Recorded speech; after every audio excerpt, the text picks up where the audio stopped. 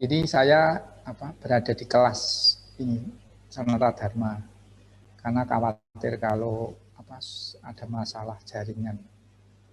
Jadi saya di kelas ini sendirian.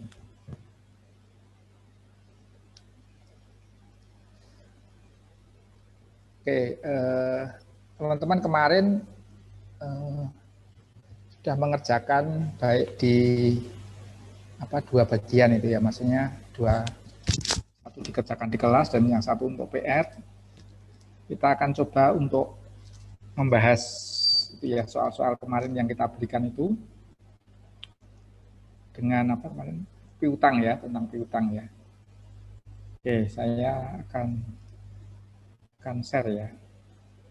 Nanti ada yang beda begitu pekerjaannya.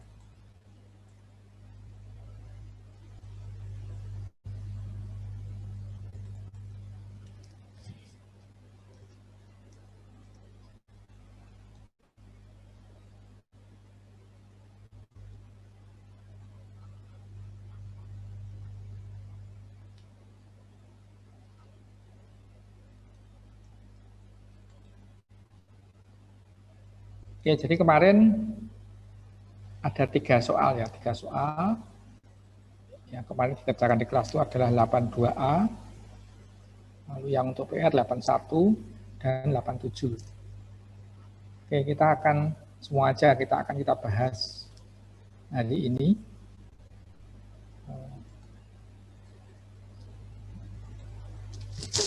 Oke, kalau yang soal 81A itu kita hanya diminta untuk ini ya, untuk membuat jurnal ya teman-teman ya.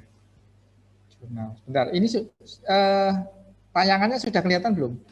Sudah, Pak. Sudah, Pak. Sudah, Pak. Sudah, Pak. Sudah, Pak. Ya, oke, makasih. Saya cek ke ini dulu, ke soalnya dulu ya. Kemarin soalnya halaman 413. 413.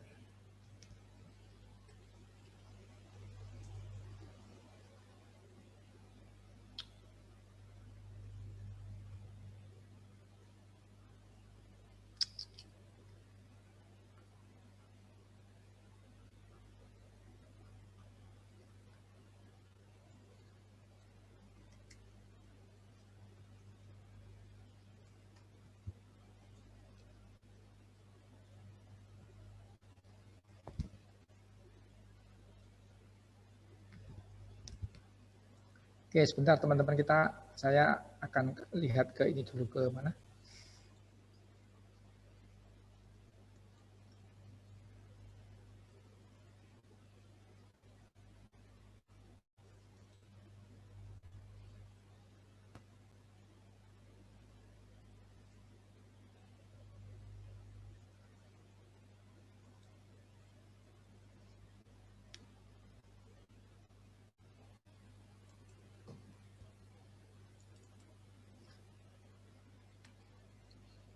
Oke, sudah kelihatan ya di tayangan Anda.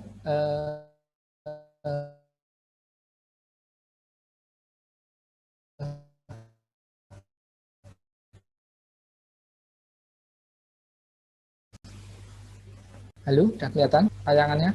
Sudah, Pak. Pak, sudah. Sudah, Pak. Sudah, Pak. Kok anunya kok ada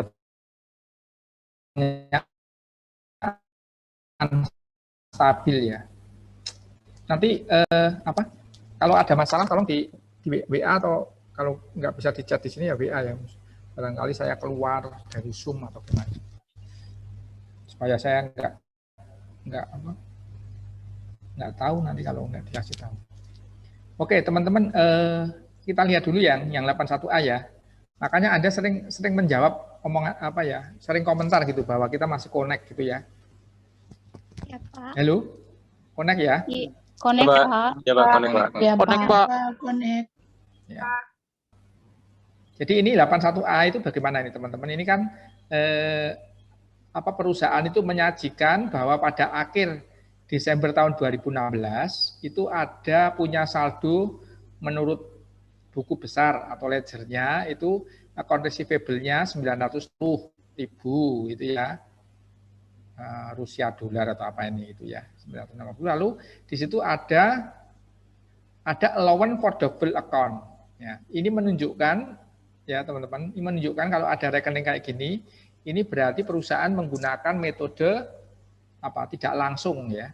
Tidak langsung, artinya dia ada allowance for double account. Ini biasanya metode cadangan atau metode indirect ya. Kalau direct tidak langsung receivable, langsung nanti kalau ada penghapusan ya langsung dia dihapus gitu ya. Nah, oke, dari sini kita tahu ini adalah metode indirect atau tidak langsung. Nah, lalu selama tahun 2017 itu disajikan ada beberapa transaksi yang mempengaruhi piutang ya. Yang mempengaruhi piutang itu apa? Terutama misalnya di situ nomor 1 itu adalah tentang penjualan, sales, penjualan kredit ya, sales on account itu artinya penjualan kredit. Besar ini. Lalu ada ya, coba teman-teman sekalian untuk ngecek ini apakah kita masih kontak ya. Sales on account ini di piutang menambah atau mengurangi ini? Menambah, Pak. Oke, menambah ya. Menambah. Kalau sales return and allowance menambah atau mengurangi? Mengurang, Pak. Mengurangin, Pak. Oke, mengurang ya. Ini nanti soalnya nanti bisa mempengaruhi ini nanti saldo akhirnya. Kalau collection account receivable mengurangi atau menambah? Mengurangi, Pak. Mengurangi, ya betul. Nomor 4 kalau rate off? Mengurangi juga, Pak. Mengurangi, ya. Kalau recovery? Menambah. Recovery Dan menambah. Menambah dan mengurangi. Menambah nanti kalau sudah dibayar berkurang lagi gitu ya. Oke, ya. Oke, berarti itu sudah tahu. Lalu kita nanti di poin A ini nanti kita 5 ini kita diminta untuk membuat jurnal.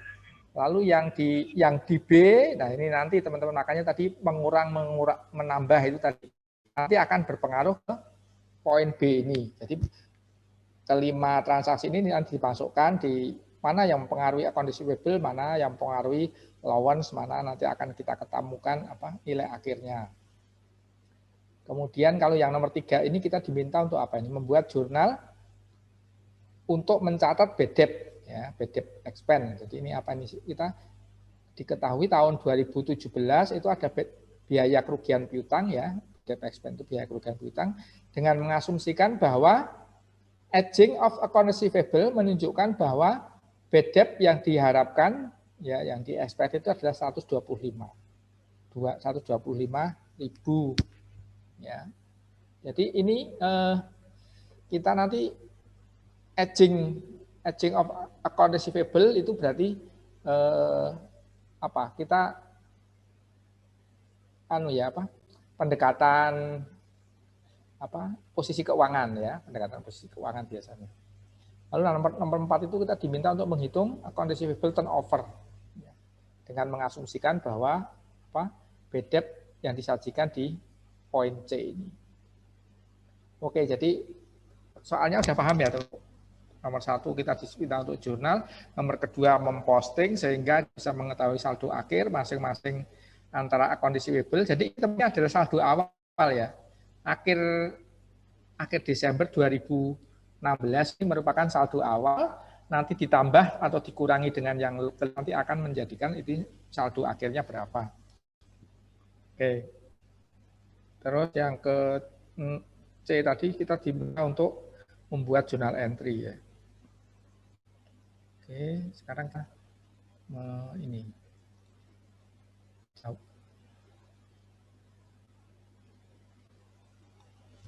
Oke, jadi tadi adalah penjualan ya teman-teman ya.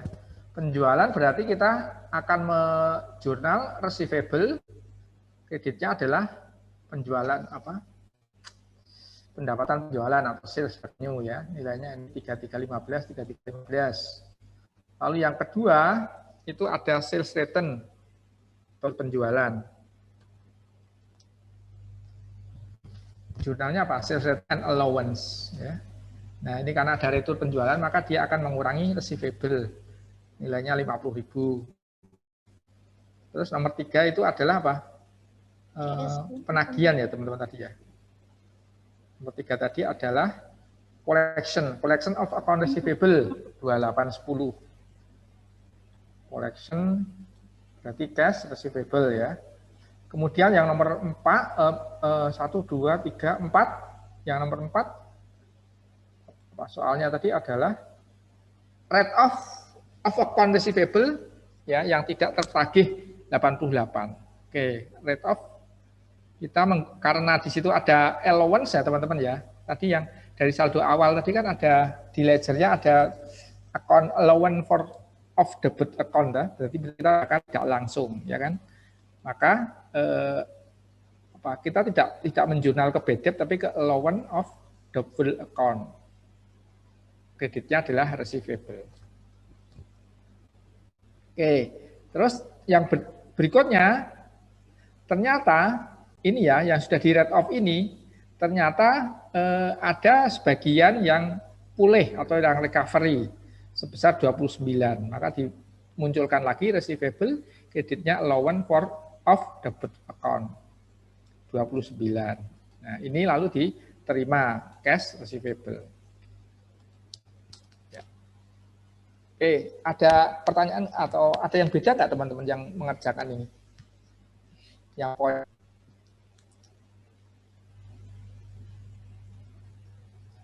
Nah, kalau beda, mana yang beda, mana yang apakah saya yang salah atau Anda yang keliru gitu. Ada yang kira-kira dengan jawaban Anda kalian?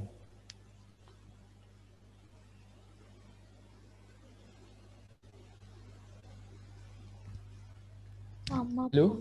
jawabannya. Sama, Pak. Kita masih mana ya? Kok nggak ada masih kontak ya? Kok nggak ada nih ya? Iya, Pak, masih connect, Pak. Masih connect. Ya. Kok nggak Masih ya? connect, Pak. Saya ini maksudnya di tayangan itu kok tayangannya kok nggak ini ya? Kok full Nggak muncul, Pak. full apa ya? Full Excel kok nggak ada tayangan Zoom-nya gitu loh. Saya ragu itu. Oke. Ada yang beda nggak teman-teman yang kira-kira saya yang salahmu? Pak, saya mau bertanya sedikit, Pak. Yang tadi, yang transaksi ketiga itu, yang collection account receivable itu, penempatan akunnya dalam transaksinya itu, pencatatan journal entry-nya itu, kira-kira apa ya, Pak? Takutnya, kayaknya saya yang keliru, Pak, di transaksi ketiganya itu. Halo, Pak?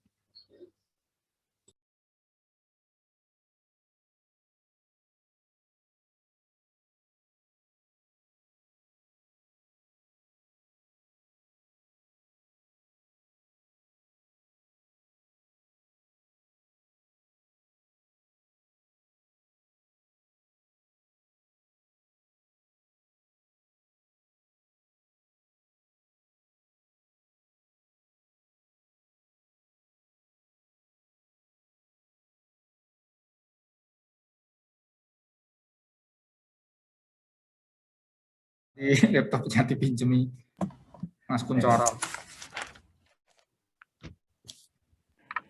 Gimana? Sambung ya?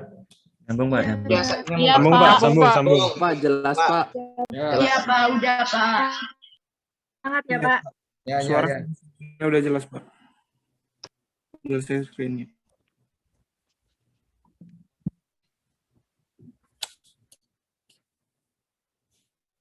Mana?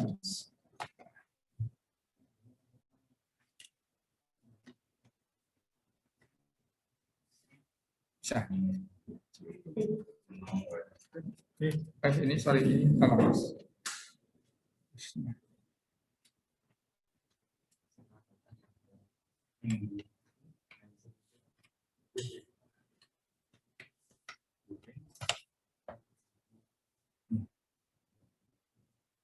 Berarti di mana ini?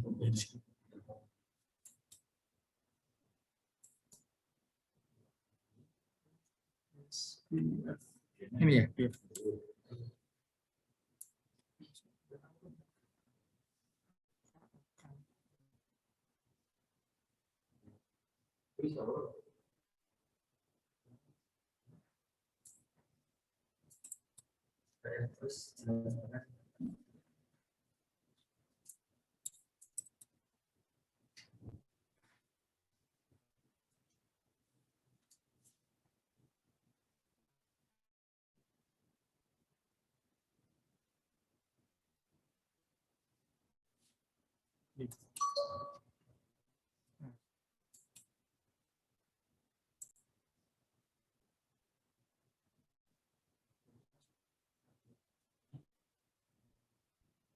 Financial penting.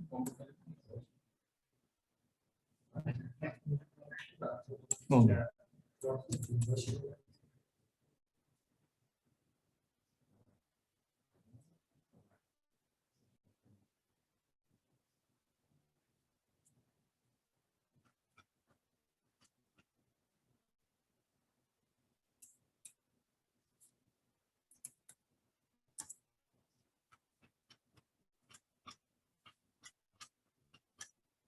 Ya, oke. Share screen ya, saya. Ini. Ya, di Zoom. Ini. Oh, ini. Ya. Share screen.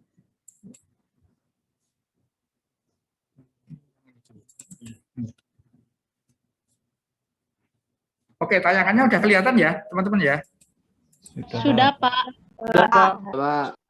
Sudah, Pak. Terima kasih. Jadi, oke, tadi itu apa yang sesi A sudah ya tadi ya, untuk memasukkan transaksi-transaksi itu ke jurnal, lalu nanti yang B ini kita coba untuk memasukkan itu ke dalam buku besar atau ledger. Jadi, apa namanya? Jadi ini saldo awalnya kan ini ya teman-teman ya, betul ya, saldo awalnya ini sesuai dengan di buku itu, di soal itu.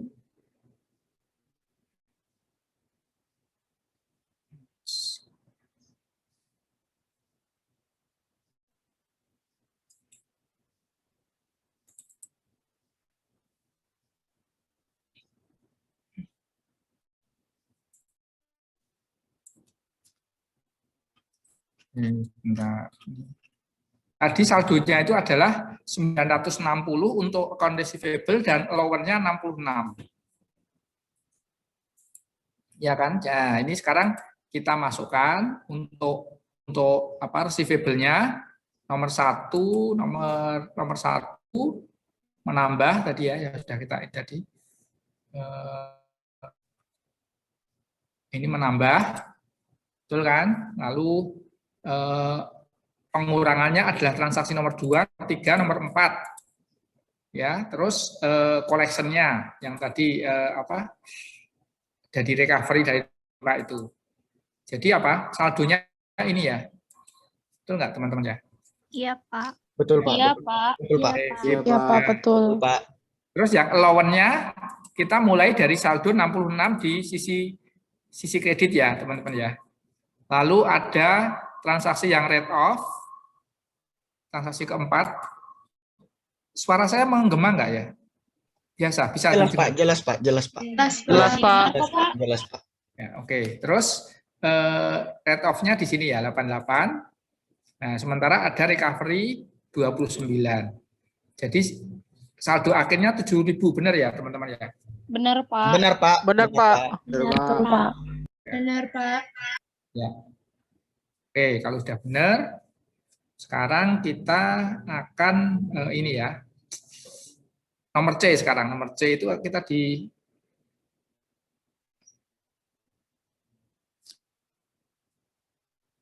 nomor C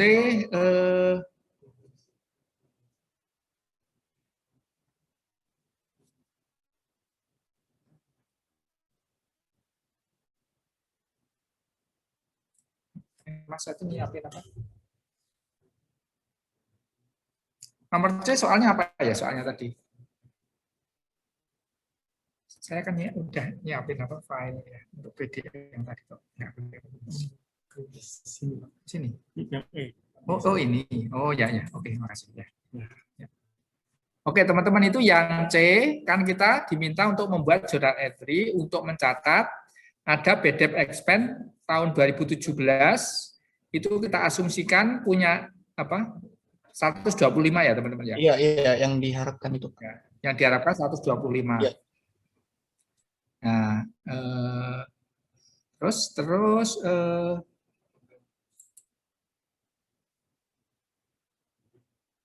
nah, yang satu yang diestimasi atau diharapkan 125, satu yang sudah ada di ledger berapa? 7 atau 7.000, Pak. 7.000, Pak. Ya. Berarti kita membuat journal adjustment adalah kekurangannya ini toh. Enggak. Jadi kita membuat apa? BDEP expense allowance of debit account-nya 118. Udah betul belum ini? Betul, Pak. Betul, Pak. Oke, udah betul ya berarti ya. Betul, Pak. Sip. Ya, terus sekarang yang nomor D kita diminta untuk kalkulasi turnover ya teman-teman ya. Turnover itu adalah sales on account atau penjualan kreditnya kita bagi dengan average receivable-nya ya. Average-nya adalah saldo awal ditambah saldo akhir kita bagi 2. Ya kan? Nah, sales on account-nya berapa? Net-nya. Net-nya itu berapa tuh? Ya. Dikurangi ini ya. Iya. Ini 3 benar nggak? 3265.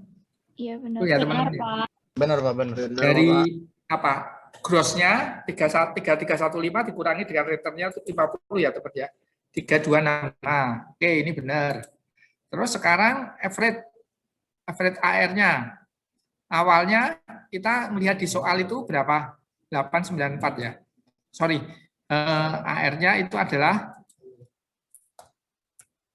dikurangi allowance-nya ya.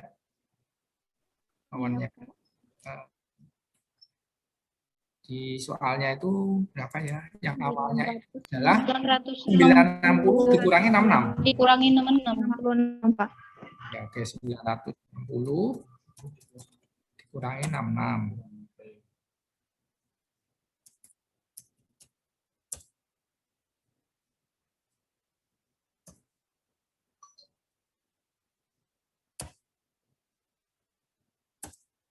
.894 ya, ini saldo awal. Iya, Pak. Saldo akhirnya berapa? Saldo akhirnya tadi aja yang kita tahu tadi satu ini ya teman-teman. 1327 kurangi 7. Betul nggak? Iya, Pak. Betul, Pak. 1327. Dikurangi? Bukan, Ding. Dikurangi 125, Pak. Dikurangi 125 tuh, Pak. Betul. Kurangi 125. Iya, Pak. Sorry.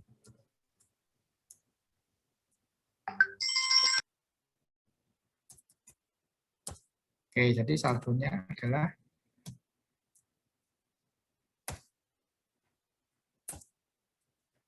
benar nggak 120? Benar, Pak. Benar, Pak. Oke, Benar, Pak. terus itu kalau kita jumlahkan kemudian kita bagi 2 ketemunya adalah 1048 ya. Lalu Iya, Pak. bilangnya 32 ini. Jadi turnovernya berapa? 3.115 ya. Betul ya?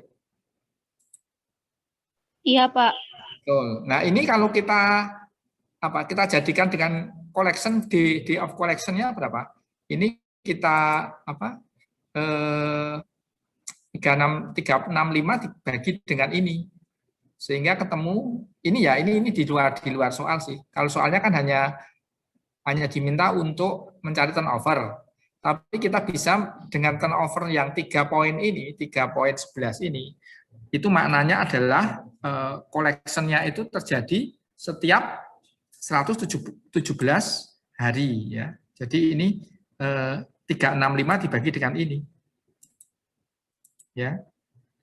Jadi apa ya istilahnya ya? Collection ya. Days of collection.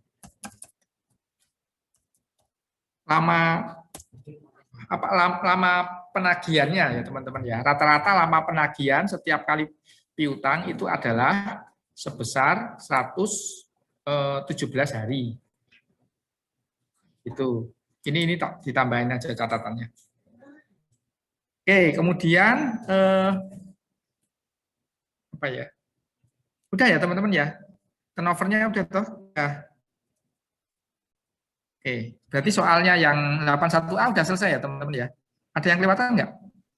Udah Pak, udah semuanya. Udah semua, Pak. Ya. Oke ya. Ada pertanyaan nggak? Atau ada yang beda? Mungkin Anda ngerjakannya beda. Kemungkinan saya salah. Oke, kemudian kalau tidak ada masalah, kita lanjutkan dengan yang 82A. 82A itu adalah ini ya teman-teman ya. Ada informasi terkait dengan Hamilton ya untuk tahun 2017. Total credit sales-nya adalah 2.500.000. Account receivable pada akhir Desember adalah 970. Bad debt written off atau kerugian piutang yang sudah di write off itu adalah 66. Nah, sebentar nih.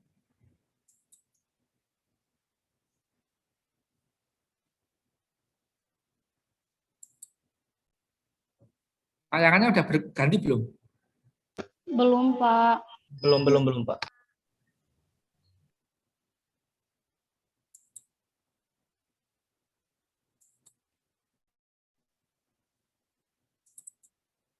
Udah. Masih loading Pak. Masih loading. Udah. Udah ya. Nah ini teman-teman itu yang 82A itu ada informasi terkait dengan credit sales. Kemudian ada account receivable pada akhir tahun 2017. Ya. Oke. Yang diminta apa itu? Berapa jumlah bad debt expense yang akan dilaporkan oleh Hamilton jika dia menggunakan metode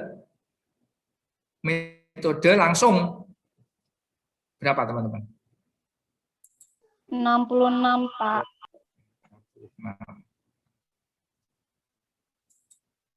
Oke ya, jadi ini karena menggunakan metode langsung. Jadi ini teman-teman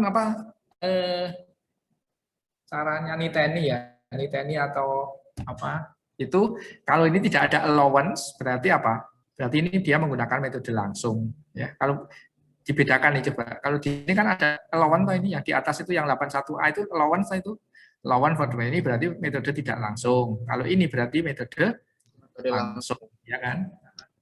Jadi benar ya, yang A itu adalah 66.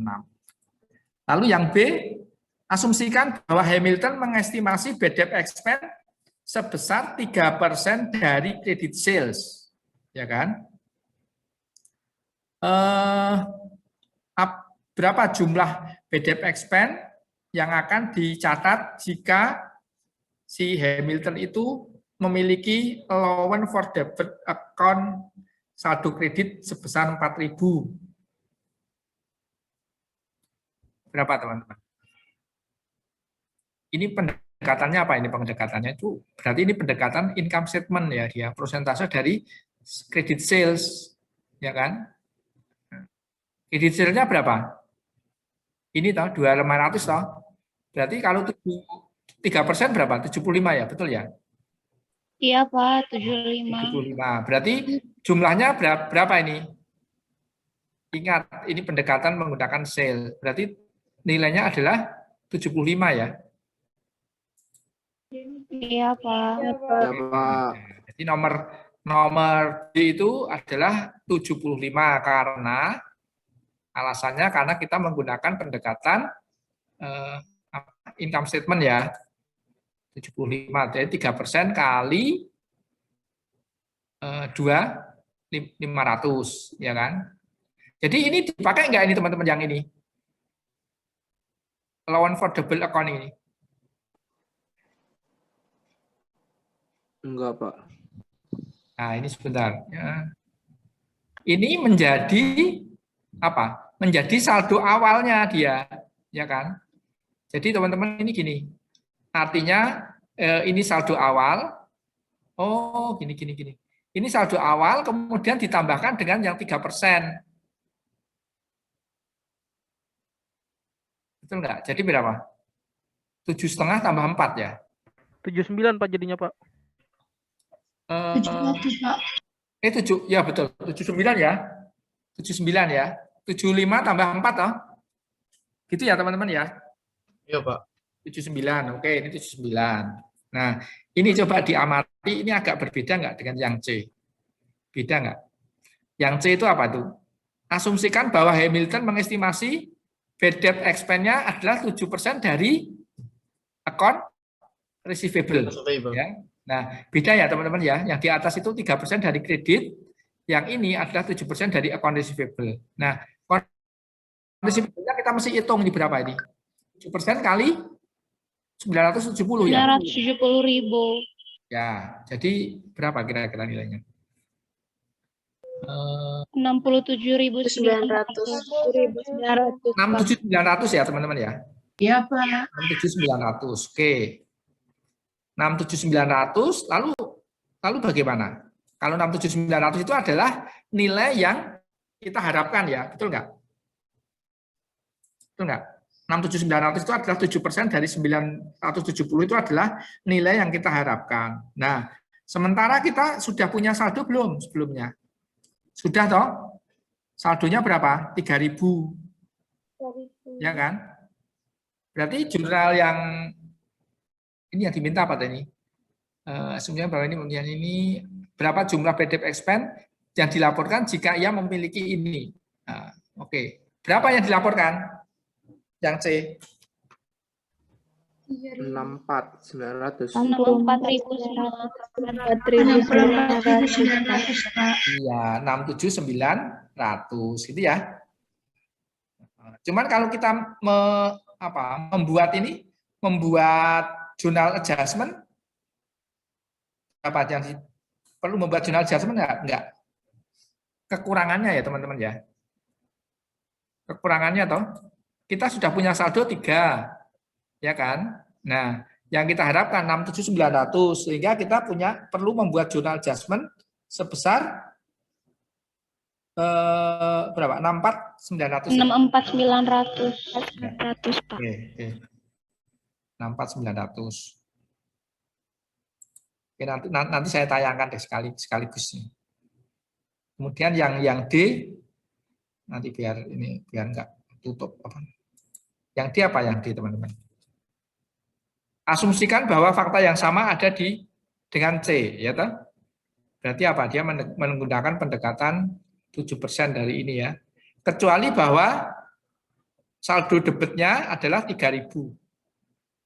Ini beda nggak? Tadi saldo ini yang C itu saldonya kredit ya, teman-teman ya. Nah, kalau yang D itu saldonya debit. Maka berapa jumlah bad debt expense yang dicatat? Ya. Berapa? Tadi kan 67 berapa ya? 67.900 terus ditambah 3.000 ya. Jadi 70 ya. 79.900 Pak. Ya. Oke ya, sekarang saya tayangannya saya ganti ya. Tayangannya saya ganti jawabannya yang tadi.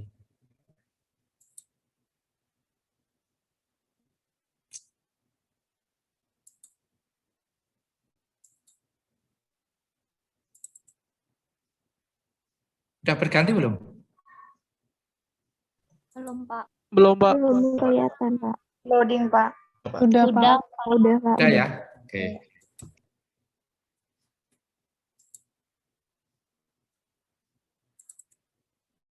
Jadi tadi apa teman-teman? Yang ini ya? Ya. Kalau tadi ya pertama menggunakan data 66, oke. 3% dari ini ada 75 ya. Terus sorry, ini tadi belum sempurna ya.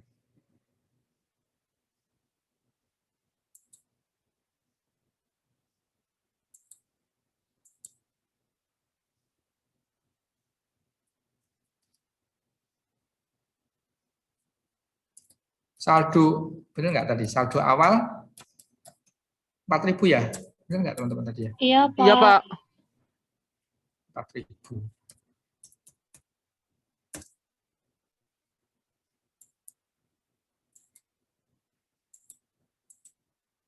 Jadi yang dilaporkan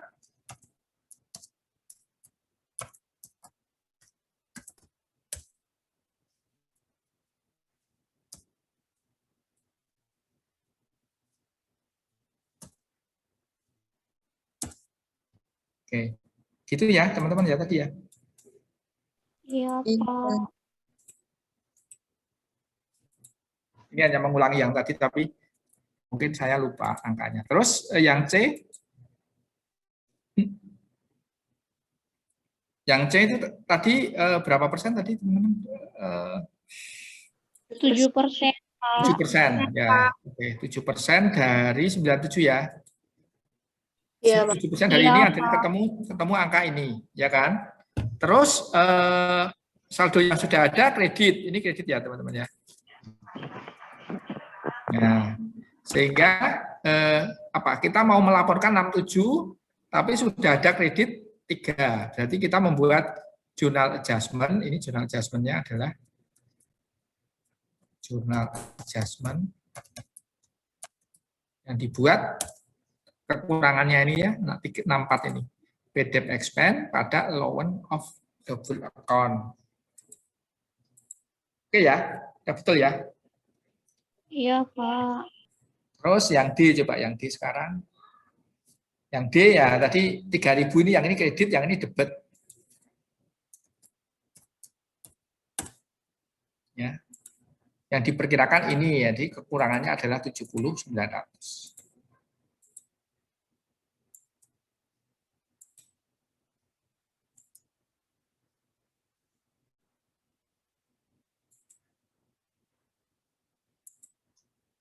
Oke ya. Terus apa itu di E itu ditanyakan apa itu? Kelemahannya ya, weakness-nya atas metode langsung apa ya. Jadi kelemahan metode langsung itu adalah dia tidak sesuai dengan prinsip matching revenue dan cost. Maksudnya itu adalah gini. Revenue itu akan sales, penjualan. Cost-nya atau expense itu adalah kerugian piutang itu. Nah, kalau kita menggunakan metode langsung, teman-teman, ya itu kalau belum ada kepastian terhadap piutang yang tidak tertagih, itu kita tidak melakukan estimasi, tidak melakukan cadangan, gitu ya. Nah, sehingga konsekuensinya apa? Coba jelas nggak ini? Misalnya tahun 2017 itu kita mengakui kerugian piutang 100 misalnya. Ya. Nah, yang kita akui ini ya, ini mungkin berasal dari apa? Berasal dari penjualan tidak 2017, tapi mungkin berasal dari penjualan 2014 atau 15 atau 16. Jadi tidak semuanya berasal, atau mungkin tidak berasal dari 2017. Nah, inilah maka yang kita namakan dengan tidak sesuai periode waktunya itu antara penjualan dan kerugian piutangnya. Itu paham nggak?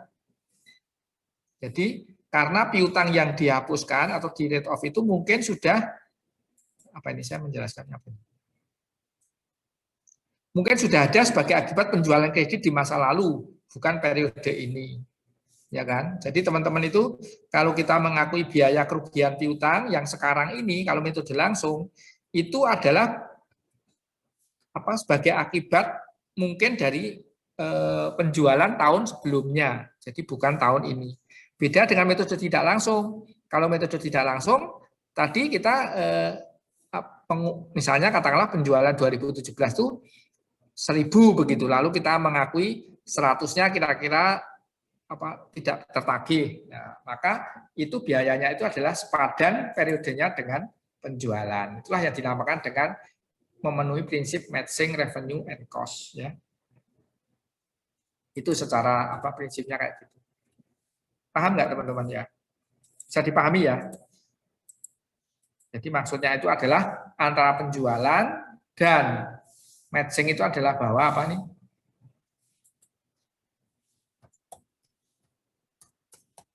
Matching itu artinya bahwa pendapatan, penjualan,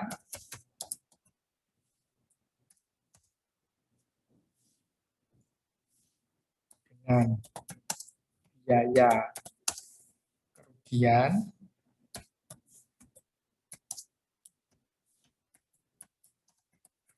berasal dari periode yang sama, ya. Tuh, itu yang artinya matching itu. Nah, yang memenuhi prinsip ini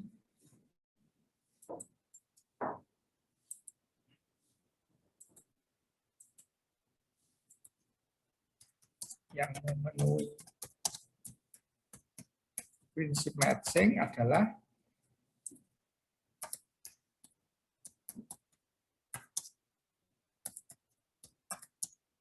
apabila perusahaan menggunakan metode indirect atau tidak langsung, ya, atau allowance.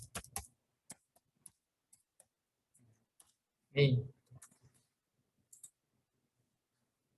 jadi tahu ya. Jadi ini kalau kita metode langsung itu masalah secara prinsip itu karena tidak memenuhi prinsip matching. Oke, ini tambahan. Ya. Oke, paham ya teman-teman, yang dimaksudkan itu paham ya? Halo? Halo, ya Halo, Pak. Pak. Halo, Pak. Ya, sambung ya, masih sambung ya. Saya mau tanya, Pak. Oh iya, silakan. Jadi yang A itu yang ditulis untuk PDF expense-nya jadinya 75 atau 79 ya, Pak? Yang mana, yang A? Yang A. Yang A? Yang B, Pak. Oh, yang B? Iya. Oke. Kalau yang dilaporkan itu yang 79. Yang dilaporkan 79. Itu yang ditanyakan yang apa, atau yang dilaporkan atau yang mana? Gini teman-teman, jadi gini. Sebentar, ini di bukunya kayaknya ada contoh kayak gitu loh teman-teman. Bentar, tak lihat ya. Yang sesuai dengan yang B dan C itu loh. Bentar, saya lihat, saya carinya. Ya, saya untuk menjawab pertanyaannya tadi. Siapa nih yang tanya, siapa? Jessica atau siapa nih? Iya, Pak. Jessica. Siapa? Jessica, Pak. Jessica. Oke, sebentar. Jessica, ini ada contoh di atas, ada contohnya nih yang mirip.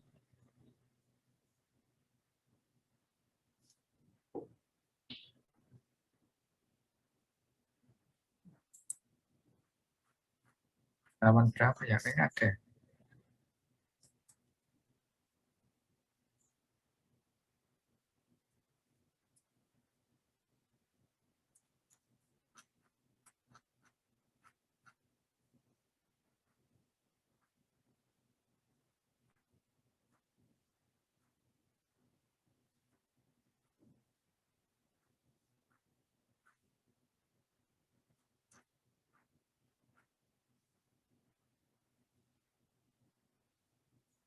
Ini, kayaknya ini teman-teman. Masih di Coba ya. Nah, coba. Coba sama enggak untuk jawab Jessica? Coba ya ini ya. Persentase sales. Tadi kan kita bicara tentang apa? Persentase sales dan persentase receivable ya. Nah, kalau yang A tadi apa? Sales ya, teman-teman ya. Yang A tadi adalah persentase dari yang tanyakan tadi B ya.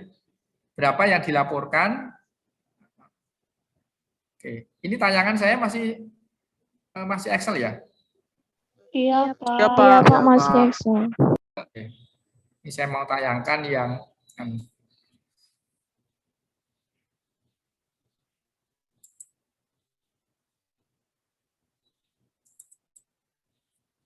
Oke, udah ganti? Sudah, Pak. Sudah, Pak. Udah, Pak. Nah, Sudah, Pak. itu ya pertanyaannya Jessica tadi.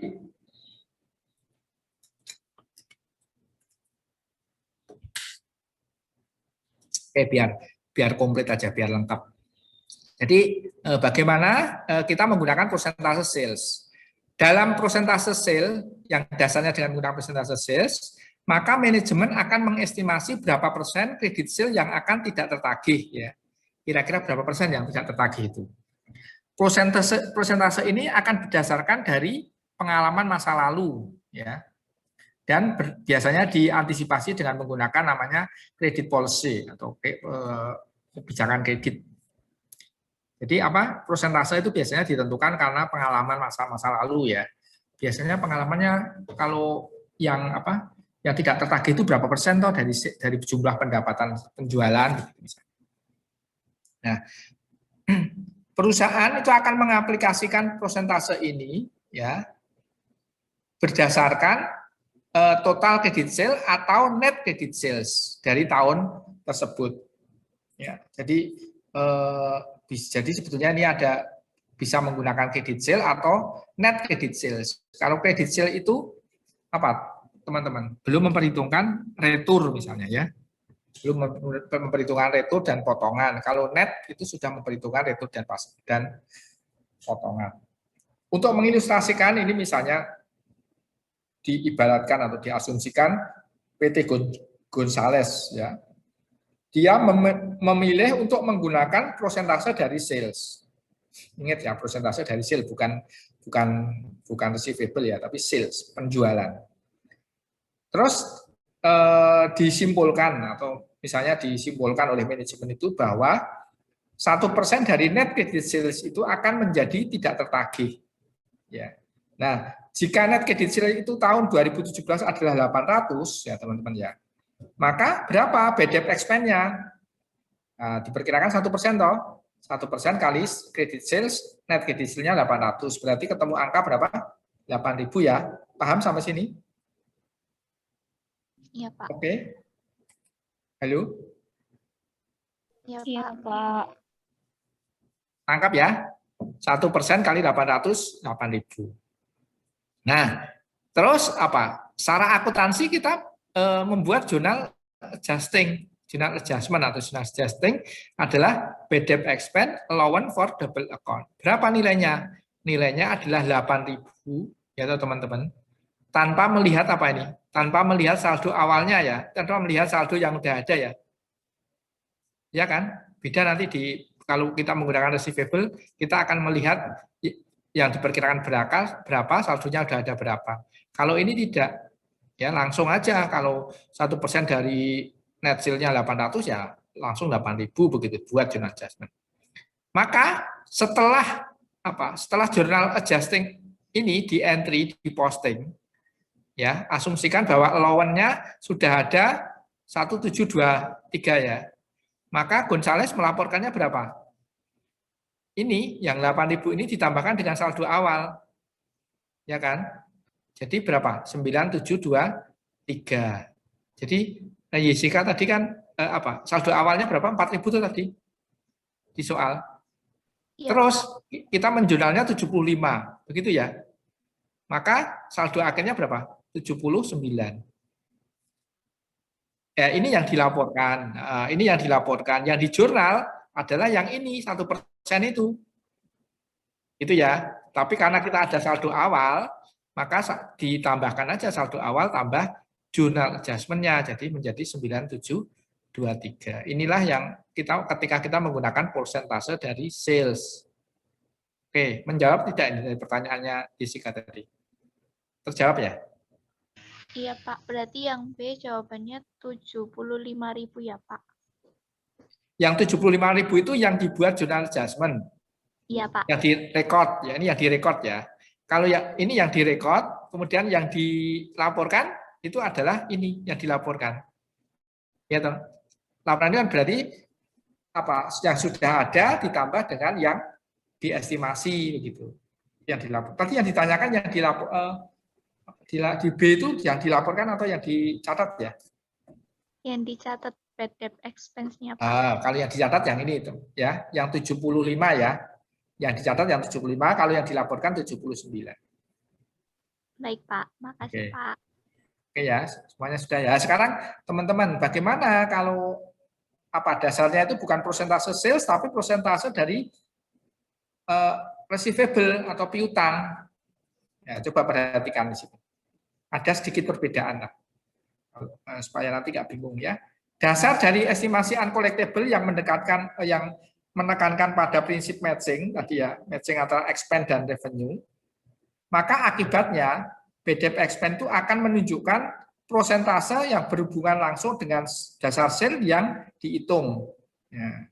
Tadi ini teman-teman, dampaknya ketika kita menggunakan allowance itu adalah ada prinsip matching ya. Kita menggunakan prinsip matching. Karena ini berarti metode indirect atau tidak langsung. Nah,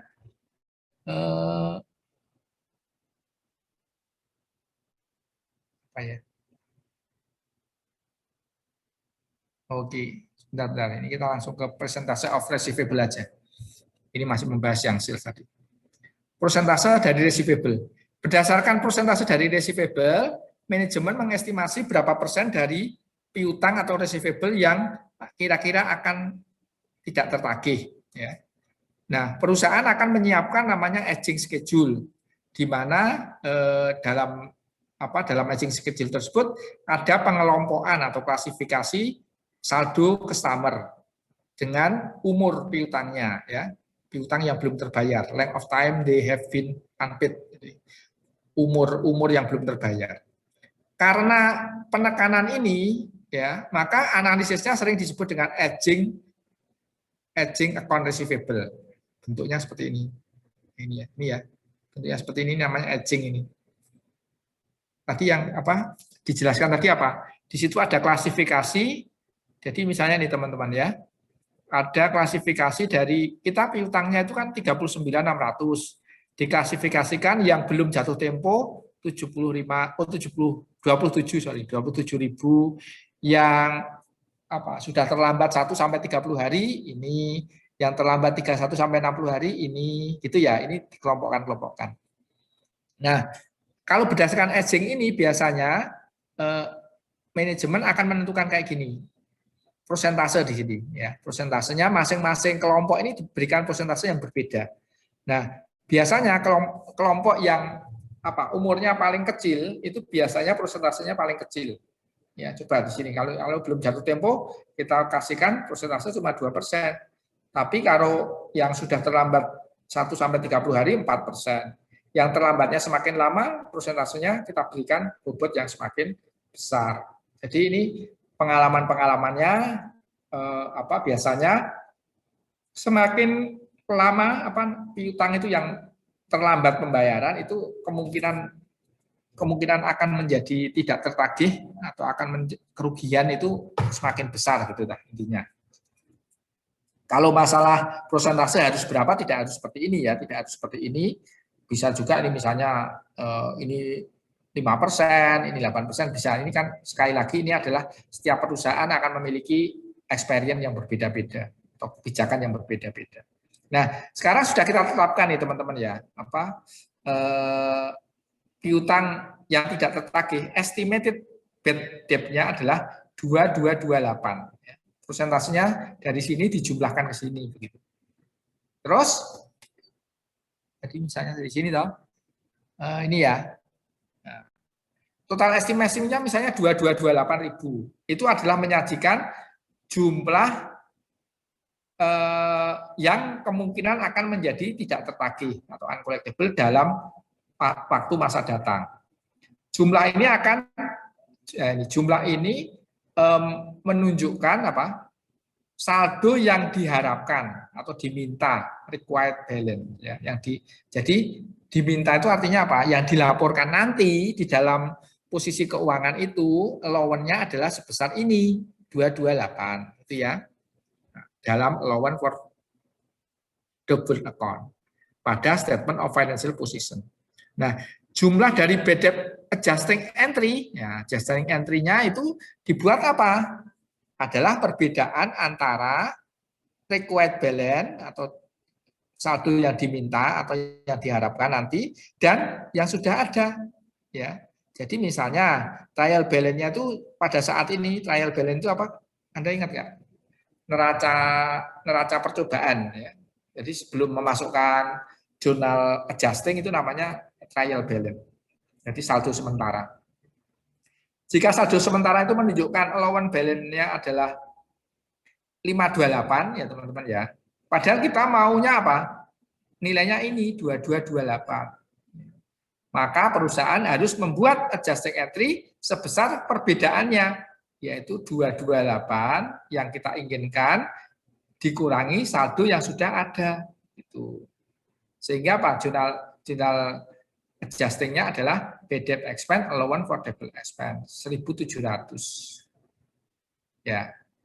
Beda ya teman-teman ya. Kalau ini berarti kita apa? Adalah selisih antara saldo yang sudah ada dengan saldo yang diharapkan. Kalau yang ini kita langsung menggunakan berapa persentase dari sales, ya kan? Di saldo yang sudah ada di allowance itu sebagai saldo awal. Itu ya teman-teman ya. Tahu nggak bedanya? Bisa nangkep bedanya? Halo, nangkep nggak? Bisa, Pak. Bisa, Pak. Oke, semua ya. Oke, jadi bedanya seperti itu teman-teman antara persentase dari sales dan dari receivable. Oke. Oke, jadi sebetulnya perbedaannya itu aja perbedaan. Tapi harus jangan bingung gitu ya, jangan bingung kalau kita perusahaan menggunakan persentase dari sales dan persentase dari account receivable, itu nanti akan beda di dalam membuat adjusting entry. Ya. Adjustingnya entry beda. Kalau berdasarkan sale itu dia langsung berapa persen dari sale itu semua di adjusting. Kalau yang receivable itu kita harus melihat saldo yang sudah ada. Supaya apa? Supaya saldonya nanti itu sama dengan yang diinginkan, gitu ya, intinya gitu.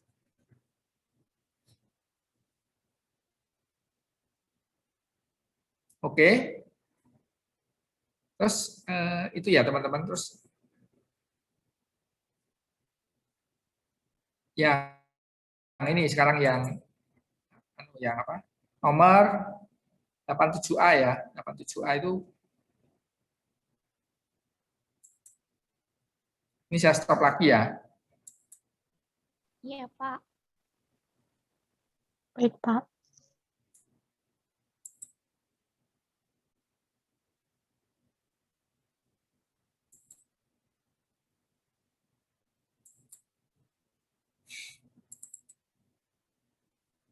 Ya, ganti.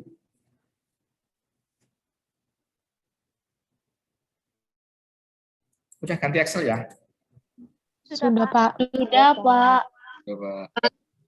87A itu apa? Oh, kita diminta untuk hanya membuat jurnal entry saja ya. Ini tanggal 5 itu adalah ada penjualan barang dagangan sebesar 24.000. Jurnal aja receivable, sales revenue. Tanggal 20 Januari menerima note dari Swingle. Note-nya itu umurnya 3 bulan, bunganya 6%, ya kan? Karena ini untuk biasanya kalau note receivable ini yang jangka pendek ini biasanya nanti bunganya itu sekaligus pada saat pelunasan, ya. Jadi ini note receivable 24, ya, receivable Swingle 24. Lalu yang tanggal 18 Februari adalah menjual dengan menerima note receivable 6 bulan 7%. Kepada siapa? Geral ya. Geral. Dan note receivable kepada Geral, sales revenue 8.000. Oke ya, ini biasa ya, jurnalnya biasa ya. Terus tanggal 20 April menerima pembayaran dari Swingle secara full. Nah, ya, Swingle-nya itu kan ini teman-teman ya. Ada bunganya 6%, ya toh? 6% itu kalau bunga biasanya itu adalah tahunan ya. Sehingga kalau kita lihat di sini umurnya 3 bulan, ya harus kita hitung kalau 3 bulan berapa. Hitungnya kayak gini teman-teman ya. Ini kalau informasinya itu pakai bulan, ya kita baginya pakai bulan. Ya. Kalau informasinya pakai D atau hari, kita baginya pakai hari 360. Kalau apalagi ya, hari, bulan, tahun, kalau tahun ya kita menggunakan tahun satu, misalnya satu. Dapat untuk jangka panjang terutama ya. Kalau ini untuk jangka pendek ya biasanya bulan. Jangka pendek itu maksudnya itu tidak lebih dari 1 tahun itu, jadi maksimal 12 bulan. Sehingga berapa ini net interest income-nya adalah 3 bagi 12, 3 itu adalah bulan, 12 adalah jumlah dalam 1 tahun, kalikan prosentasenya 6%, kalikan pokoknya 24.000. Jadi interest income-nya adalah 360. Jadi tanggal 20 kayak gini betul ya teman-teman ya. Cash, non receivable, interest income. Ada yang beda nggak? Sama ya? Sama, Pak. Sama Pak. Jadi ini tanggal 20 ini mirip ya dengan tanggal 30 ya, mirip ya. Kalau ini di soal yang di soal pembukanya ini. Pada kaji ini, gitu. Dia bunganya adalah receivable-nya adalah 9%, gitu. Cash 30% tambah interest income-nya adalah karena umurnya 4 bulan, 4/12 kali 9% kali 30.900. Jadi cash jadi seperti ini ya. Not receivable pada interest income. Yang Isabella ini sama atau menerima notes dari Isabella 3 bulan 7%. Not receivable. Sorry ini. Nomor 25 ini apa transaksinya ya teman-teman? 25 Mei.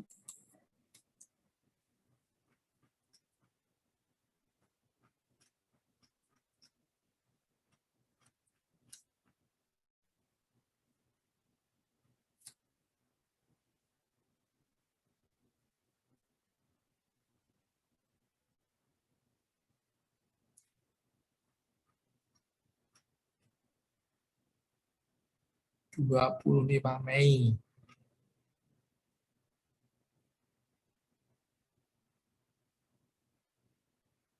Isabella, ini tanggal 18, tanggal 25 itu menerima notes dari Isabella, nilainya 4.000, umurnya 3 bulan 7%. Ya, untuk menyelesaikan saldonya ya. Berarti ya betul ya. Nah, ini. Not receivable, sorry ini receivable-nya Isabella bukan single.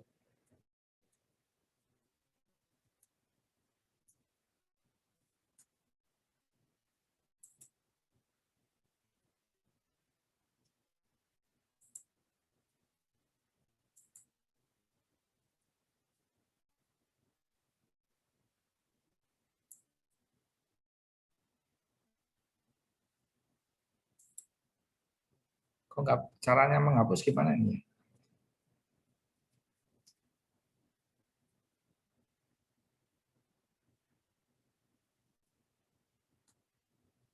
Oke, ini saya salah, ini harusnya kan ya Isabella ya, bukan Swingle.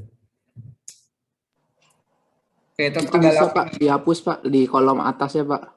Gimana caranya? Itu ada receivable swingle yang di atas. Ini? Lebih atas lagi Pak, bukan di situ. Di dekat alignment di atas ABCD. Di atas ABCD. Iya nih di atas D itu bisa diganti Pak tulisannya Pak. Mana ya? Di bawahnya alignment.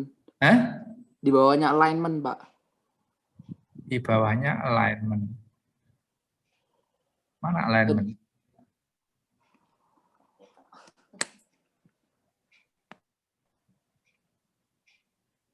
Ini komputernya punyanya Mas penganu ini, sekretariat saya kok masuk mau mengganti ini aja kok susah ya.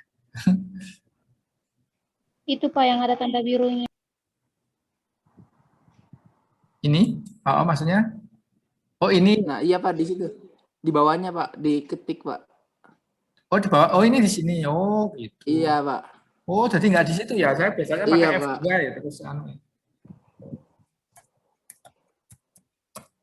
Ya, ya. Beda ya. Ini betnya beda ya. Berapa tahun berapa gitu ya. Kalau saya biasanya kan pakai F2 terus saya ganti gitu. Nggak pakai sini. Ya, oke. Oke, makasih ininya apa namanya? Tadi pemberitahuannya terkait dengan pengganti tadi ya. Iya Pak, sama-sama Pak. Ya. Oke, tadi udah sampai mana teman-teman? Ini ya. Oke, ini ya Isabella ya. Oke, terus yang tanggal 18 apa itu? Tanggal 18. Sama ini. Kita menerima apa? Collection dari Gerald ya. Kita lihat Gerald itu nilainya berapa ini? Gerald itu 8.000 toh. 6 bulan 7%. Ini 6 bulan per 12 kali 7% kali 8.280. Jadi cashnya yang diterima adalah pokok ditambah bunga, gitu ya teman-teman ya. Oke ya, ini nggak masalah ya. Terus tanggal 25 ada apa? Designer atau apa? Jadi Isabella itu gini nih ceritanya, memang ini agak susah penagihannya ya. Awal dia sudah apa? Kita punya piutang ke Isabella. Terus pada saat jatuh tempo dia nggak bisa bayar. Dia menggantikan piutangnya menjadi apa? Notes kan? Menjadi utang wesel, piutang wesel. Nah, terus tanggal udah 3 bulan ya. 3 bulan dari Mei sampai Agustus dia tetap tidak bisa membayar. Ya. Nah, tidak bisa membayar tapi dia apa kalau informasi di soal itu dia tidak bangkrut ya. Hanya dia tidak bisa membayar. Maka note receivable-nya dikreditkan ya, dihapus kan ya, dibalik menjadi AR menjadi receivable tapi ditambah dengan interest revenue. Jadi ya teman-teman, interest revenue-nya adalah 70. 70 itu dari mana? 70 itu dari mana Isabella? 3/12 kali 7% ya. 7% kali 4.000.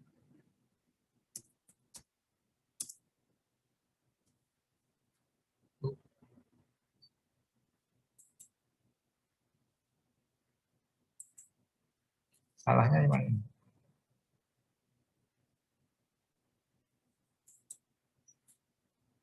Nol.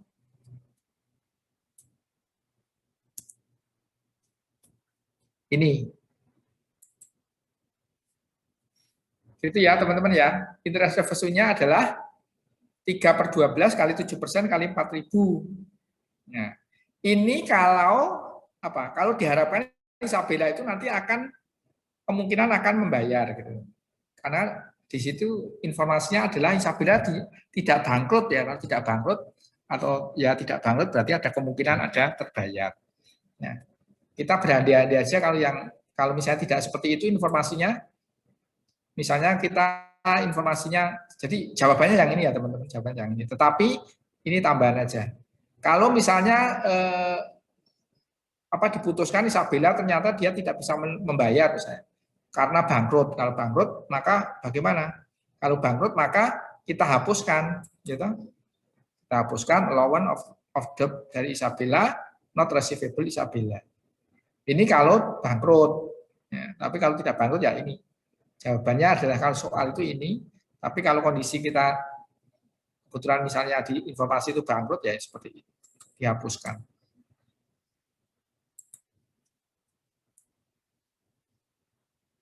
Maka dihapuskan, di read off.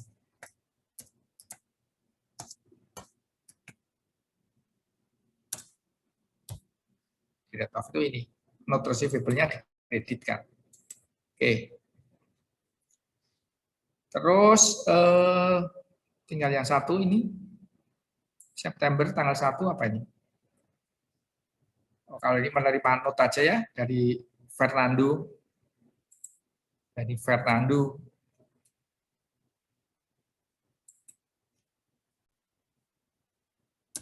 Oke. Oke, ada yang punya pendapat lain, teman-teman? Untuk yang soal nomor 87A?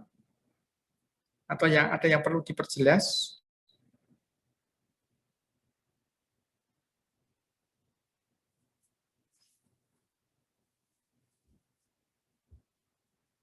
Ya, ada pertanyaan enggak?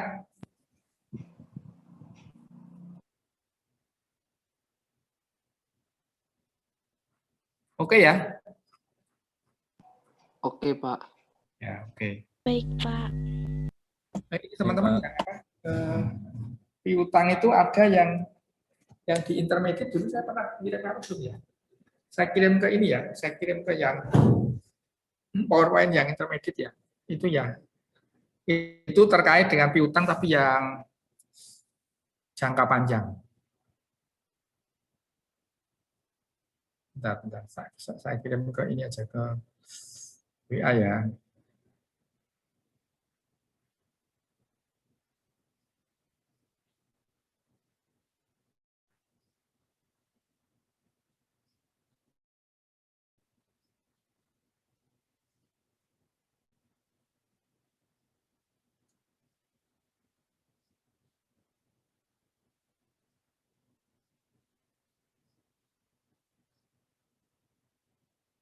Sudah masuk belum WA Anda? Udah, Pak. Sudah, Pak. Itu tentang piutang itu ada yang apa jangka panjang. Nah, jangka panjang itu mungkin nanti kita akan minggu depan tuh kita udah libur ya belum ya teman-teman ya? Kamis depan itu Kamis Libur, Putih, Pak, katanya, Pak. Sudah. Libur, Pak. Oh ya. Iya, Ya, Pak. nanti, Sudah, Pak. ya, nanti kalau apa itu termasuk ya nanti coba dipelajari. Itu terutama yang ini kok, yang apa namanya, yang terutama yang utang jangka panjang itu ya, yang halaman berapa ya? Bentar.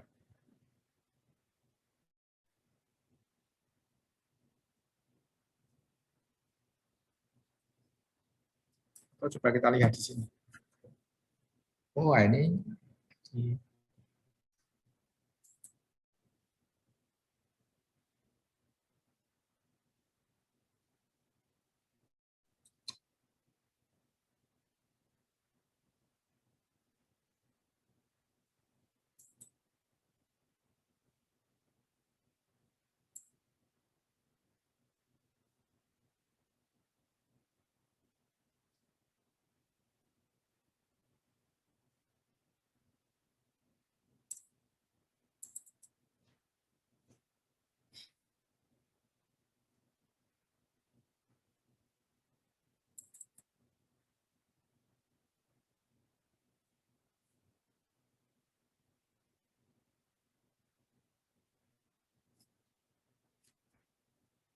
bentar ya, saya ini apa itu saya buka yang saya kirim itu.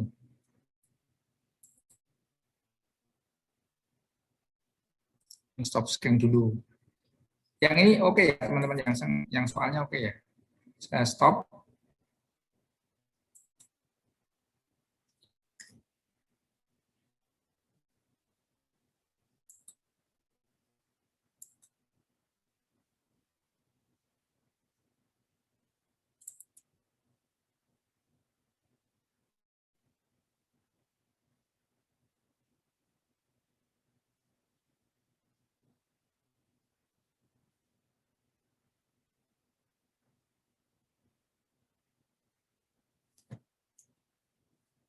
Bentar, masuk war-war.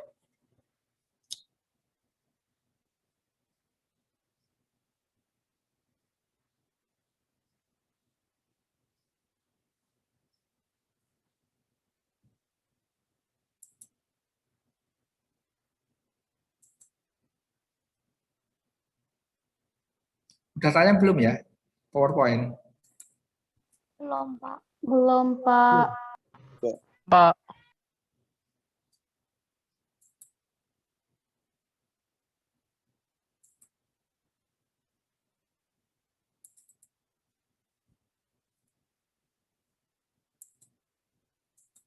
Belum?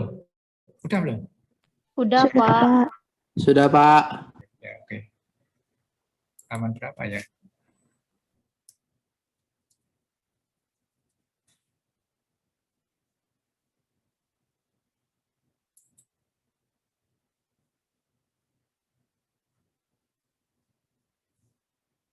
Ini yang tidak ada di financial accounting-nya, tapi di intermediate.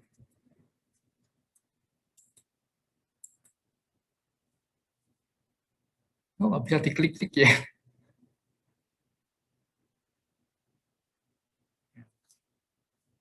Kalau yang lain-lain itu hampir sama teman-teman. Yang ini yang mungkin yang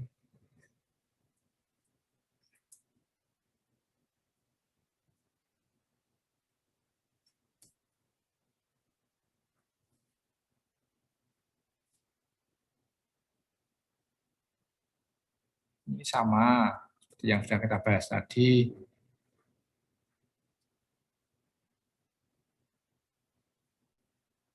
Ya, nanti ini apa?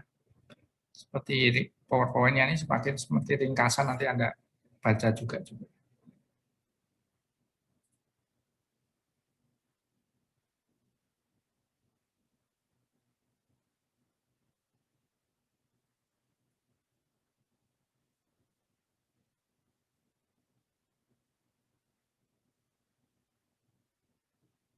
Nah, ini nih teman-teman. Tadi kan kita udah bicara tentang note ya, note receivable.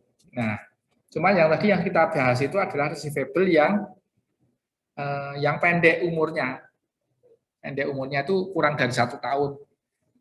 Maka tadi bunganya itu adalah per 12 itu adalah menunjukkan bahwa umurnya itu hanya 1 tahun aja, kurang dari 1 tahun.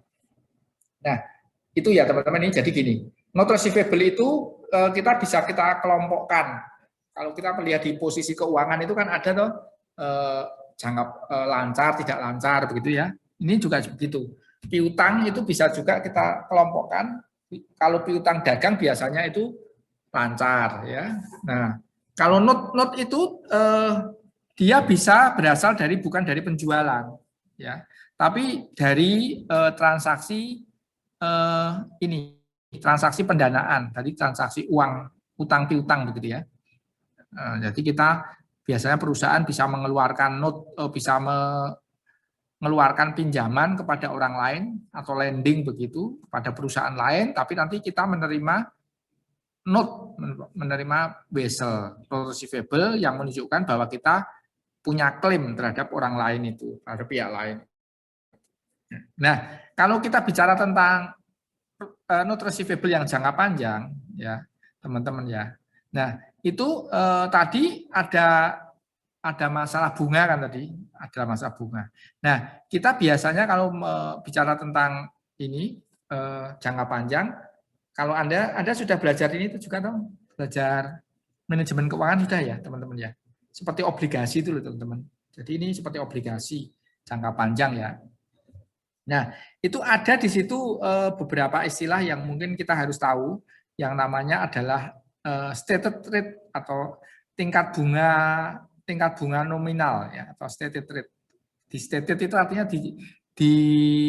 ditulis ya, ditulis di dalam wesel itu berapa rate-nya stated yang dinyatakan berapa.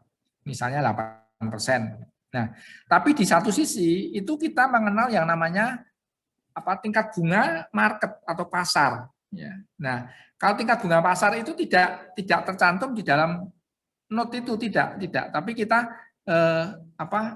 ini adalah harga pasarnya. Jadi misalnya seperti inilah teman-teman, kalau bisa tahu misalnya mobil gitu ya, harganya normalnya 100 juta misalnya, kan harga pasarnya bisa berbeda ya kan. Ini kalau resminya 100 juta, Mungkin di pasar bisa di market yang bebas begitu, bisa mungkin lebih rendah atau mungkin lebih tinggi.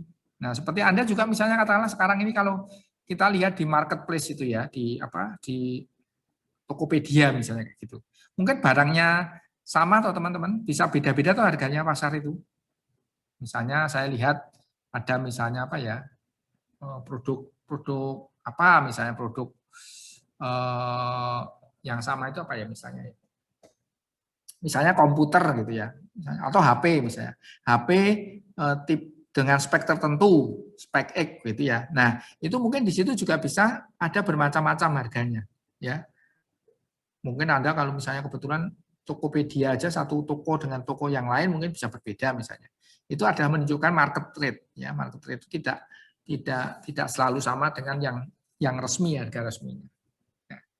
Ini juga begitu. Market rate itu adalah harga yang ditentukan oleh pasar. Karena ini kita menyangkut tentang pendanaan, maka biasanya ini menyangkut dengan pasar uang ya, atau pasar modal biasanya yang menentukan market rate. Nah, jadi tahu ya konsepnya bahwa tingkat bunga itu tingkat bunga pasar itu tidak selalu sama dengan tingkat bunga resminya. Tingkat bunga resmi itu adalah tingkat bunga yang dibayarkan oleh siapa? Yang menerbitkan note itu. Ya, misalnya 8% ya kita bayar 8% per tahun atau per semester begitu ya. Itu. Nah, market rate-nya bisa berbeda. Nah, perbedaan antara stated rate dan market rate itulah nanti yang akan mengakibatkan note receivable itu dijualnya itu tidak sama dengan nilai nominalnya, ya. Jadi kalau sama dengan nominalnya itu apabila kondisinya sama dengan ini. Stated rate-nya sama dengan market rate itu nanti terjualnya adalah kalau nominalnya 1 juta ya dijual 1 juta begitu. Tapi kalau market rate-nya lebih tinggi dari stated rate, harga jualnya bisa lebih tinggi. Nah, ini sebaliknya kalau market rate-nya lebih besar itu nanti dibandingkan stated rate itu nanti bisa menimbulkan diskon, ya. Jadi ini kondisinya kalau ini kita bicara tentang note receivable yang jangka panjang ini seperti ini teman-teman. Misalnya ini ya, contohnya note receivable yang diterbitkan pada face value. Face value itu adalah nilai nominal atau nilai resmi ya. Nominal itu nilai yang ada di face itu mukanya si note situ ya, mukanya si vessel itu. Misalnya contohnya ini Big Hello meminjamkan kepada Skandinavian ya 10.000 ya toh, dengan harga 10.000 berarti sama tuh ini. Umurnya 3 tahun dengan menghasilkan bunga 10% setiap tahunnya ya. Nah, ini teman-teman lihat nih. Market rate interest ya toh, berarti tingkat bunga pasar dari note itu adalah sama, similar, yaitu 10%. Jadi tadi yang dari tayangan sebelumnya tadi, kalau tingkat bunganya stated dengan pasar sama-sama 10%, maka dia akan dijual sebesar nilai nominalnya. Ya. Ini misalnya gini, ini nilai I-nya itu interest atau bunga 10%. Ya toh? Setiap tahun dia akan menghasilkan bunga 10% dari 10.000. Berapa? 1.000 selama 3 tahun. Ya kan? Nah, terus penerbitan penerbitan note-nya itu adalah sebesar 10.000 ini. Jurnal yang perlu dibuat Anda apa? Nah, ini teman-teman sekali lagi kalau di manajemen keuangan ada tabel ini ya. Oke, ini tabel present value itu adalah untuk menunjukkan harga note ya, harga vessel itu dengan menggunakan tabel present value. Karena bunganya dibayar setiap tahun, maka kita namakan dengan annuity, ya, anuitas.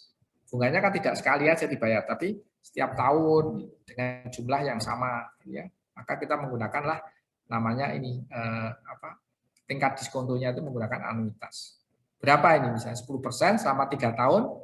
Ini tahun pertama, tahun kedua, tahun ketiga 2,4. Berarti nilai present value-nya berapa? Nilai present value-nya adalah ini, gitu, kalikan 2,4. Ini adalah suku bunga, ini adalah suku bunganya ya teman-teman yang diterima per tahunnya itu ya. Selama 3 tahun, tiap tahunnya 1.000 gitu, maka diskon faktornya adalah 2,4. Jadi present value-nya adalah untuk bunganya 2,487. Nah, kita juga harus mencari present value dari pokoknya, prinsipalnya. 10% yang akan diterima oleh akan dilunasi pada 3 tahun yang ke depan ya. Jadi dengan menggunakan, karena kalau ini bukan anuitas ya teman-teman. Ya nanti coba dilihat di penilaian obligasi itu mirip. Karena ini bukan anuitas, karena dia nanti pembayarannya sekaligus pada tahun ketiga toh, maka kita tidak, jadi present value saja, tidak anuitas. Nilainya adalah 0,75. Jadi berapa present value-nya dari 10.000 tadi? Nah, 7.513. Lalu kita jumlahkan dengan yang 2 tadi, teman-teman. Ketemunya 10.000 atau tidak? Nah, ketemunya 10.000. Jadi gini, present value-nya itu adalah yang kita bayarkan pada saat ini. Yaitu 10.000 adalah present value dari bunga dan present value dari pokok.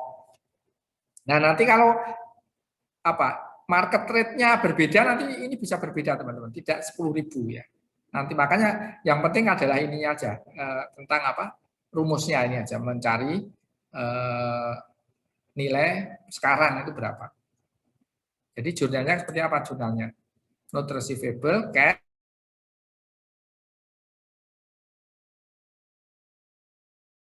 ya.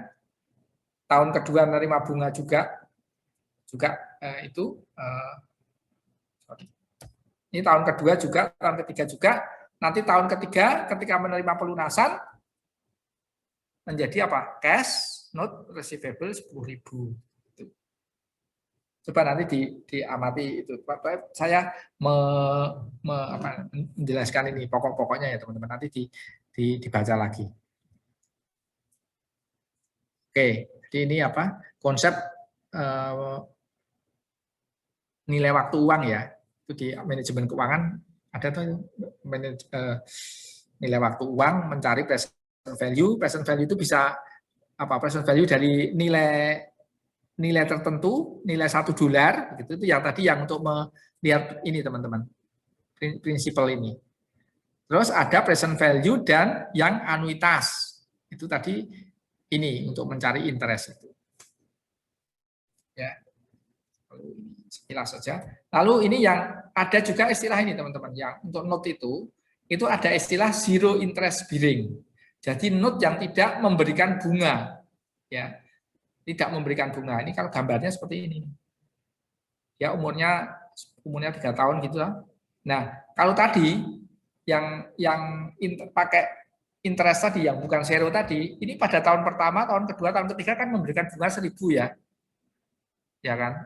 Nah, kalau yang zero ini tahun-tahun ini tidak ada bunga, jadi 0. Gitu. Nah, misalnya ini market rate-nya berapa? 9%. Misalnya. Nah, jadi tapi lihat nih teman-teman, lah keuntungannya di mana sih itu si pembeli note itu atau yang memiliki note itu ya.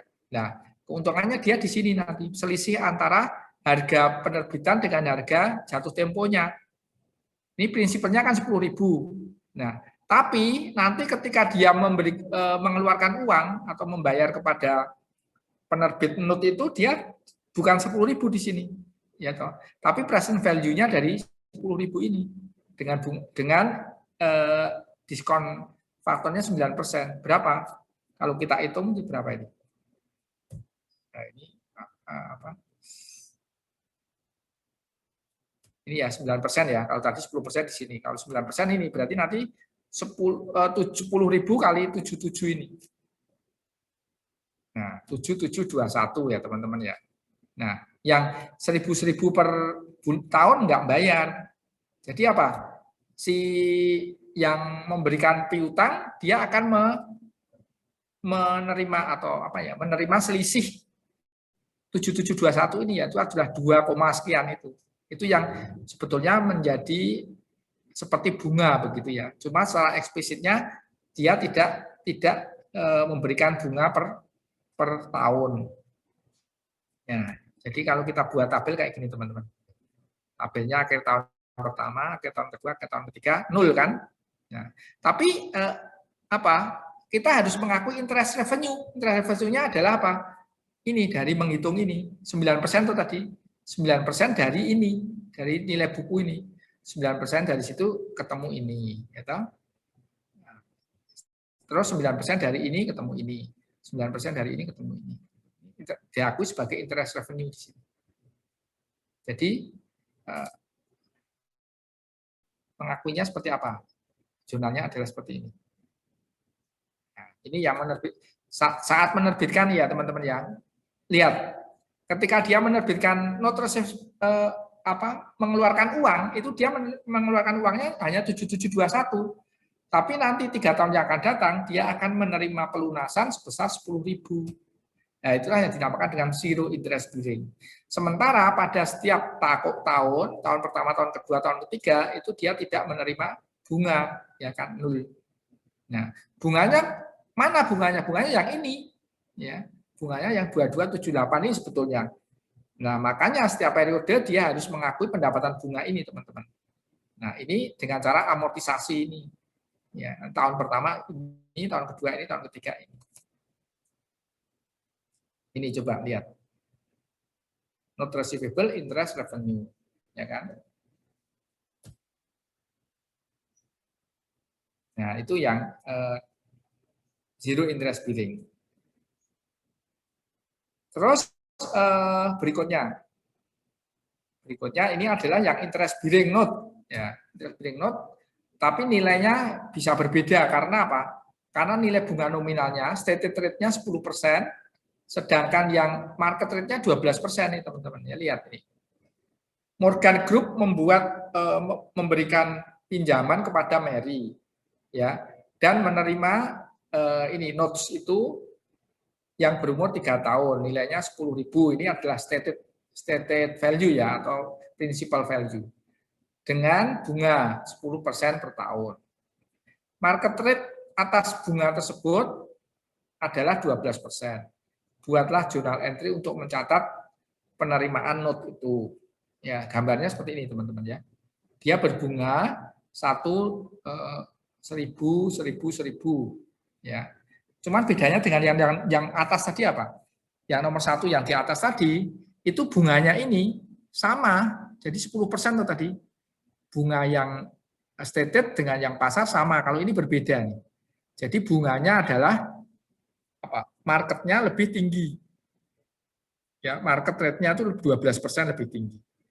Nah, lalu seperti apa? Nanti present value-nya, present value dari 10.000 dan present value dari bunga-bunga ini akan menggunakan market ini yang 12%. Lalu angkanya menjadi seperti apa?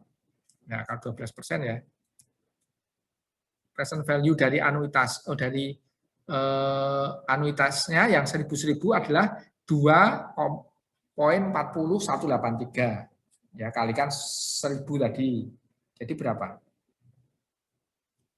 24, ini adalah present value dari bunga. Tambah present value dari apa? Prinsipal dari pokoknya ya. Nah, kita menggunakan tabel yang berbeda. Jadi present value dari $1. Nah, 711. Nah, berapa nilai jualnya sekarang? Nilai jualnya adalah 7118 ditambah dengan bunga tadi. Seperti ini. Ternyata berapa? 9520, teman-teman. Ya. Ini adalah present value-nya dari apa? Prinsipal dan dari bunga, ya. Nilainya adalah ini. Kalau kita bandingkan dengan face value-nya, maka ada selisih 480 euro. Nah, inilah yang kita namakan dengan diskon. Akuntansinya seperti apa? Nah, ini ya saat penerbitan ya, teman-teman. Note receivable, cash. Terus bunganya, bayar bunganya seperti apa? Nah, bunganya itu yang diakui adalah bunga yang diterima dan bunga dari hasil amortisasi ini. Ya, jadi seperti apa ini?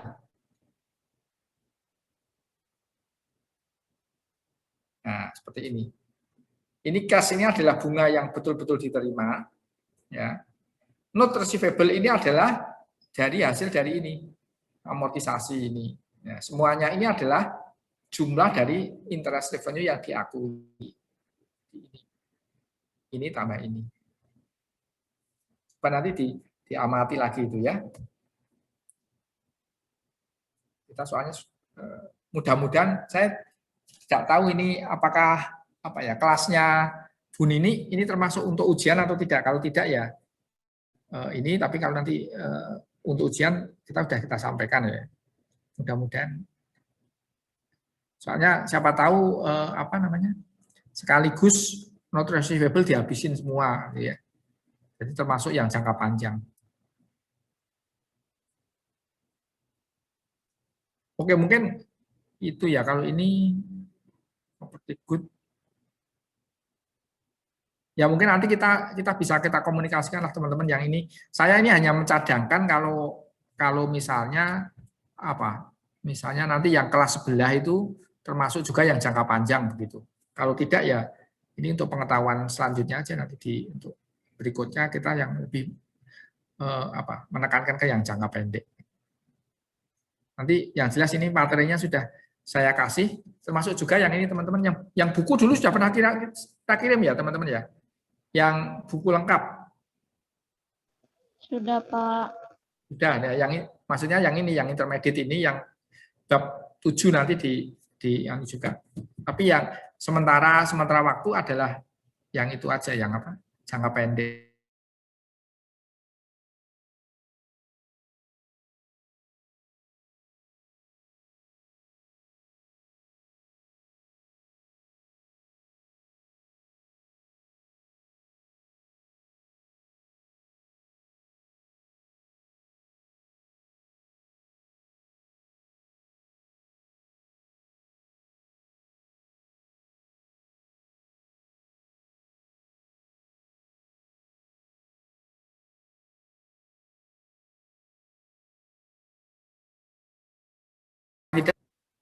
Oke, jadi untuk yang jangka panjang yaitu teman-teman. Jadi kita mengenal adanya yang membedakan itu adalah bunga ya, bunga atau tingkat bunga pasar dan tingkat bunga nominal. Nah, kalau mereka ada perbedaan maka nanti bisa terjadi namanya diskonto atau premi, begitu intinya. Sebetulnya seperti itu aja.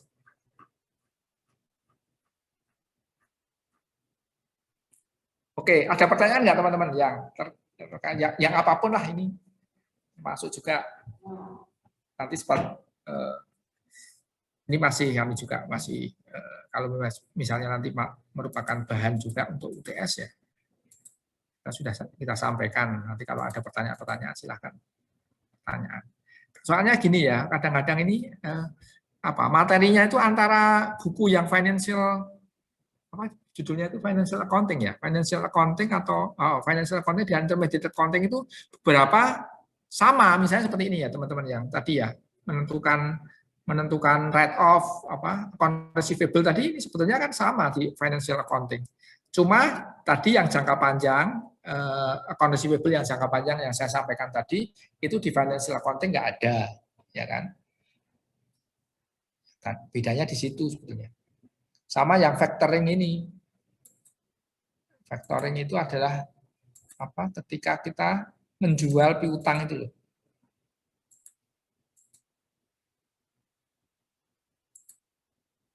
Ini tadi.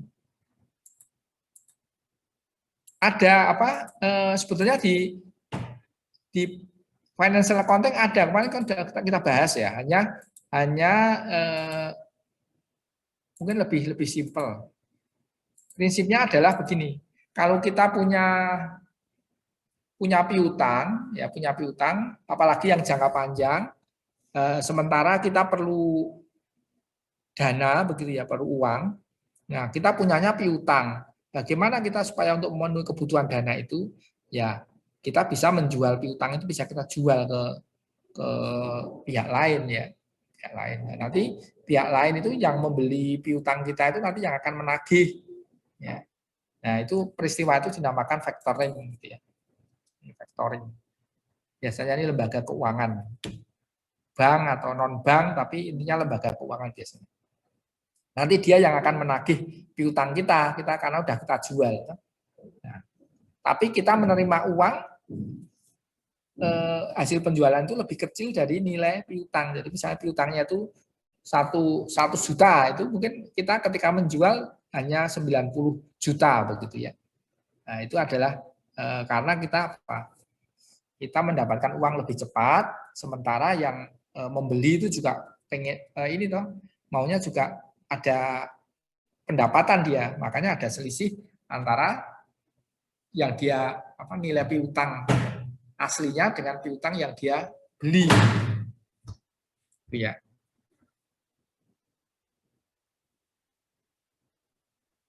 Oke, nanti di aja. Saya tidak yakin ini untuk merupakan bahan ini ya. Cuma nanti saya juga kurang tahu apakah harus paralel atau tidak. Kalau tidak ya nanti ini nggak termasuk gitu.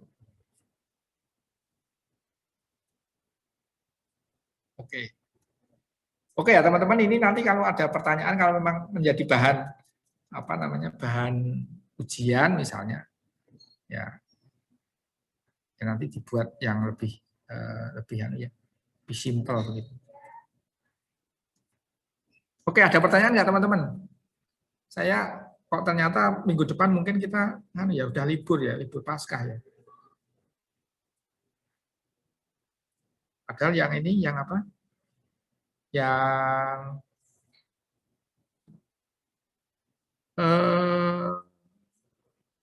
yang lain kan yang kelas hari Rabu kan masih masuk ya.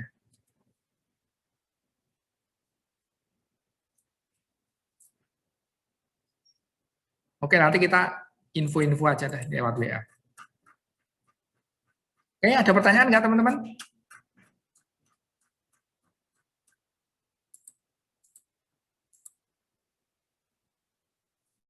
Halo, masih kontak saya? Masih, Pak. Terima kasih, Pak. Oke ya, untuk sementara kita selesai ya kuliahnya untuk hari ini ya.